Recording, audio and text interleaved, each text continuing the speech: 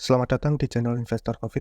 Di video kali ini saya akan membahas salah satu saham produsen tinta cetak, yaitu saham CLPI atau PT Colorpack Indonesia Tbk. Disclaimer dulu, video ini bukan untuk ajakan jual maupun beli suatu saham. Oke, langsung ke pembahasan. Yang pertama, profil perusahaan. PT Colorpack Indonesia Tbk atau yang berkode saham CLPI merupakan salah satu perusahaan manufaktur tinta cetak dan produk sejenisnya. CLPI didirikan pada 15 September 1988, yang berarti sudah beroperasi lebih dari 35 tahun. Pendirian tersebut diikuti dengan pembangunan pabrik pertama yang berlokasi di Tangerang. Untuk memperluas bisnisnya, baik dalam negeri maupun mancanegara, CLPI melakukan IPO di Bursa Efek Indonesia pada tanggal 30 November 2001. Harga saham CLPI per video ini dibuat di Rp1.230 per lembar. Alhasil market cap-nya sebesar 376 miliar. Kegiatan usaha utama CLPI adalah manufaktur tinta cetak dan pelapis, serta perdagangan film, perekat, dan sejenisnya. Dalam menjalankan lini usaha manufaktur, CLPI menghasilkan sejumlah produk antara lain tinta untuk kemasan fleksibel dan rokok, tinta ramah lingkungan, dan pelapis untuk kemasan. CLPI saat ini memproduksi semua jenis tinta cair, gravure, atau fleco. Selain itu, CLPI memproduksi tinta yang dibuat khusus tergantung atas kebutuhan pelanggan yang spesifik. Pada tahun 2004, CLPI mengembangkan usaha perdagangan dengan produk berupa film, adhesif, dan batik resin. Untuk menunjang kegiatan bisnisnya, CLPI memiliki dua pabrik. Pabrik pertama didirikan sejak awal usaha berdiri pada tahun 1988, berlokasi di Tangerang, dengan kapasitas produksi 1.300 metrik ton per bulan. Pabrik kedua relokasi pabrik Sidoarjo ke Gresik sejak 1 September 2019 dan beroperasi komersial 1 Januari 2020 dengan kapasitas produksi 750 metrik ton per bulan. Sejak awal pendiriannya, CLPI menjalin kerjasama strategis dengan perusahaan asing InColor Australia dan InColor China yang bertujuan untuk meningkatkan posisi produk CLPI di dalam persaingan pasar internasional. Selama 10 tahun terakhir, dengan menerapkan teknologi berbasis di Australia, CLPI berhasil menjadi salah satu produsen tinta cetak dengan kapasitas produksi mencapai 15-20 ton per hari, atau mewakili lebih dari 10% pangsa pasar domestik.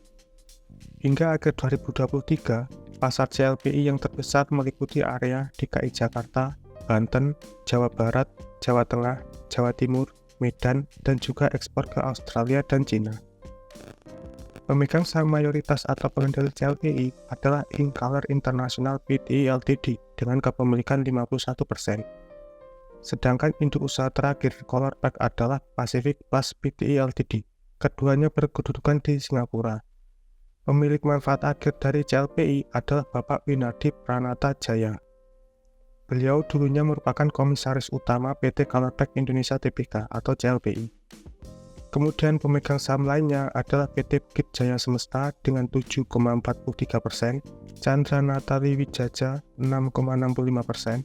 Beliau merupakan komisaris PT Tiga Raksa Satria Tbk, manajemen dengan kepemilikan langsung 6,57%, dan sisanya 28,35% masyarakat atau publik. Saat ini, CLPI memiliki satu entitas anak dengan kepemilikan 99,9%, yaitu PT Colorpack Fleksibel Indonesia, yang beroperasi komersial tahun 2010 dan berlokasi di Jakarta Pusat. Kegiatan usahanya berupa perdagangan film, perekat, dan sejenisnya. Selanjutnya kinerja laporan keuangan kuartal 1 2024. Total aset CLPI saat ini sebesar 819 miliar, naik 42,6 miliar atau 5,49% dari kuartal 4 2023. Salah satu yang mempengaruhi kenaikan aset CLPI sekaligus pos terbesar kedua aset adalah piutang usaha pihak ketiga sebesar 32,07% dari total aset. Pos ini naik 28,1 miliar atau 12% dari kuartal 4 2023. Sedangkan pos yang mempengaruhi kenaikan aset CLPI yang terbesar sekaligus pos terbesar pertama aset adalah kas dan setara kas sebesar 275 miliar atau 33,62% dari total aset. Pos ini naik 45,2 miliar atau 19,64%. Sebelum melihat kenapa kas dan setara kas CLPI yang naik begitu banyak, mari kita lihat histori pertumbuhan aset CLPI. Dapat dilihat pada layar, grafik aset CLPI bisa dikatakan meningkat. Cuma di tahun 2020 dan 2022 saja yang turun dibandingkan tahun sebelumnya. Aset CLPI yang turun dikarenakan menurunnya liabilitas. Jumlah aset CLPI tahun 2019 sebesar 691 miliar dan sekarang sebesar 819 miliar. Jadi, kenaikan 2019 sampai kuartal 1 2024 sebesar 127 miliar atau 18,46%, sedangkan CAGR-nya adalah 3,45%. Selanjutnya, mari kita analisa laporan arus kas CLPI. Kas aktivitas operasi CLPI minus 4,15 miliar. Dapat dilihat pada layar, kas aktivitas operasi yang minus dikarenakan menurunnya pos penerimaan tunai dari pelanggan. Di saat yang sama, pos pembayaran kepada pemasok dan karyawan juga meningkat. Sehingga kas yang diperoleh dari operasi menjadi minus 806 juta. Walaupun memperoleh penerimaan pengembalian pajak dan meningkatnya pos penerimaan bunga, akan tetapi pos pembayaran pajak yang meningkat ditambah pos penerimaan lain-lain yang turun dan menjadi minus, membuat kas aktivitas operasi CLPI bertambah minusnya. Kemudian kas aktivitas investasi CLPI positif 32,6 miliar. Kas aktivitas investasi yang positif dikarenakan penerimaan atas pencairan surat berharga sebesar 35 miliar. Di saat yang sama, CLPI juga melakukan penambahan aset tetap sebesar 2,33 miliar. Jadi masih terdapat selisih dari aktivitas tersebut yang membuat kas aktivitas investasi CLPI positif. Selanjutnya, kas aktivitas pendanaan CLPI positif 16,7 miliar. Kas aktivitas pendanaan yang positif dikarenakan CLPI menambah utang bank jangka pendek sebesar 17 miliar. Di saat yang sama, CLPI juga melakukan pembayaran liabilitas sewa sebesar 300 juta. Jadi masih terdapat selisih dari aktivitas tersebut yang membuat kas aktivitas pendanaan CLPI positif. Jadi dapat disimpulkan nih, kas dan setara kas CLPI yang meningkat disebabkan oleh positifnya kas aktivitas investasi dan pendanaan. Bisa dibilang arus kas CLPI ini kurang bagus ya, dikarenakan kas aktivitas operasi yang minus ditambah CLPI menambah hutang bank. Sedangkan kas aktivitas investasi CLPI wajar karena kan investasi pada surat berharga yang sudah jatuh tempo pada Februari dan Maret kemarin. Kemudian liabilitas CLPI. Total liabilitas CLPI saat ini sebesar 246 miliar, naik 26 miliar atau 11,78% dari kuartal 4 2023. Mari kita lihat kenapa liabilitas CLPI ini bisa naik banyak. Dapat dilihat pada layar, naiknya liabilitas CLPI mayoritas dikarenakan naiknya pos utang bank jangka pendek dan utang usaha pihak ketiga. Jadi hal tersebutlah yang mempengaruhi naiknya liabilitas CLPI. Walaupun sebenarnya seluruh liabilitas CLPI ini yang sebesar 246 miliar bisa dilunasi dengan kas dan setara kas CLPI saat ini yang sebesar 275 miliar. Sementara itu, total ekuitas CLPI saat ini sebesar 572 miliar, naik 16,6 miliar atau 2,99% dari kuartal 4 2023. Ekuitas yang naik dikarenakan meningkatnya saldo laba yang belum ditentukan penggunaannya. Kemudian mari kita lihat histori pertumbuhan ekuitas CLPI. Dapat dilihat pada layar, grafik ekuitas CLPI meningkat tiap tahunnya. Jumlah ekuitas CLPI tahun 2019 sebesar 470 miliar dan sekarang sebesar 572 miliar. Jadi kenaikan 2019 sampai kuartal 1 2024 sebesar 101 miliar atau 21,54%, sedangkan CAGR-nya adalah 3,98%. Selanjutnya penjualan dan laba CLPI. Penjualan CLPI kuartal 1 2024 ini sebesar 232 miliar, naik 36,8 miliar atau 18,85% dibandingkan periode yang sama tahun sebelumnya. Sedangkan laba CLPI sebesar 16,6 miliar, naik 4,2 miliar atau 34,13%. Fantastis bukan kenaikan penjualan serta labanya? Dapat dilihat pada layar, hal yang menyebabkan laba CLPI naik tentu karena penjualan CLPI yang meningkat. Walaupun diimbangi dengan meningkatnya beberapa beban lain, seperti beban pokok penjualan, beban umum dan administrasi, beban operasi lain, dan beban pajak penghasilan. Tentu hal tersebut merupakan hal yang wajar. Kemudian mari kita lihat detail dari penjualan CLPI dari mana saja. Pada catatan kaki nomor 28 mengenai informasi segmen, terdapat 4 divisi usaha. Yang pertama, penjualan divisi Gravel sebesar 100 miliar atau 43,47% dari total penjualan kuartal 1 2024. Penjualan divisi Gravel ini naik 1,9 miliar atau 1,94% bandingkan periode yang sama tahun sebelumnya. Kedua, penjualan divisi film sebesar 59,9 miliar atau 25,82% dari total penjualan. Penjualan divisi film ini naik 23,6 miliar atau 65,08%. Ketiga, penjualan divisi adhesif sebesar 66,1 miliar atau 28,50% dari total penjualan. Penjualan divisi adhesif ini naik 9,9 miliar atau 17,73%. Keempat, penjualan divisi coating sebesar 5,1 miliar atau 2,21% dari total penjualan. Penjualan divisi coating ini naik 1,3 miliar atau 34,03%.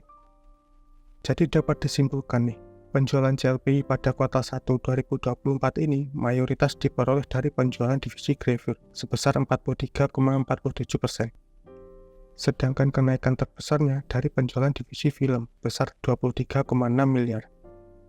Kemudian, seluruh penjualan CLPI ini mayoritas diperoleh dari penjualan pihak ketiga sebesar 230 miliar atau 99,17% dari total penjualan. Selanjutnya, pergerakan harga saham dan dividen CLPI. Pergerakan harga saham CLPI 1 tahun terakhir bisa dikatakan meningkat jika dilihat mulai dari Juli 2023. Yang semula di harga 1000-an, sekarang harganya di 1230 alias sudah naik 23%. Harga sekarang merupakan harga tertinggi dalam 1 tahun terakhir. Saham CLPI juga sempat turun sekitar 6% di harga 940-an pada akhir Oktober 2023. Sedangkan pergerakan harga saham CLPI 5 tahun terakhir juga bisa dikatakan meningkat jika dilihat mulai dari Juli 2019. Yang semula di harga 780-an, sekarang harganya di 1230 alias sudah naik 57,69%. Bahkan sempat naik lebih dari 60% di harga 1250-an pada akhir Juli dan awal Agustus 2021. Saham CLPI juga sempat turun lebih dari 41% di harga 460-an pada Maret 2020. Dalam 3 tahun terakhir, CLPI rutin membagikan dividen 1 kali setiap tahun. Pada tahun buku 2021 dan 2022, CLPI membagikan dividen dengan dividen payout ratio sekitar 50%. Sedangkan dalam 1 tahun terakhir, alias tahun buku 2023, CLPI baru saja mengumumkan akan memberikan dividen dengan dividen payout ratio 74%. Jika kita hitung dengan harga sekarang yang di Rp1.230, maka dividen yield CLPI adalah 10,43%. Fantastis bukan? Dan untuk jadwal pembagian dividennya dalam 3 tahun terakhir, yakni ex-date bulan Juli dan payment date bulan Agustus atau Juli akhir. Kemudian mengenai valuasi dari PER dan PBV. Video ini dibuat pada tanggal 30 Juni 2024. Harga saham CLPI Rp1.230 per lembar. Jadi PER CLPI sekarang di 6,62 kali, lebih rendah 0,38 kali bandingkan PER rata-rata 5 tahun terakhir, yakni di 7 kali. PER CLPI yang sedikit menurun disebabkan oleh peningkatan laba atau EPS yang lebih besar dibandingkan peningkatan dari sisi harga sahamnya. Sedangkan PBV CLPI sekarang di 0,66 kali, lebih tinggi 0,11 kali dibandingkan PBV rata-rata 5 tahun terakhir, yakni di 0,55 kali. PBV CLPI yang meningkat disebabkan oleh meningkatnya harga saham. Walaupun ekuitas CLPI juga meningkat, tapi peningkatannya masih di bawah peningkatan harga sahamnya. Jadi bagaimana valuasi dari saham CLPI ini? Apakah sudah murah atau masih mahal? Jika dilihat dari angka, valuasinya memang terlihat murah.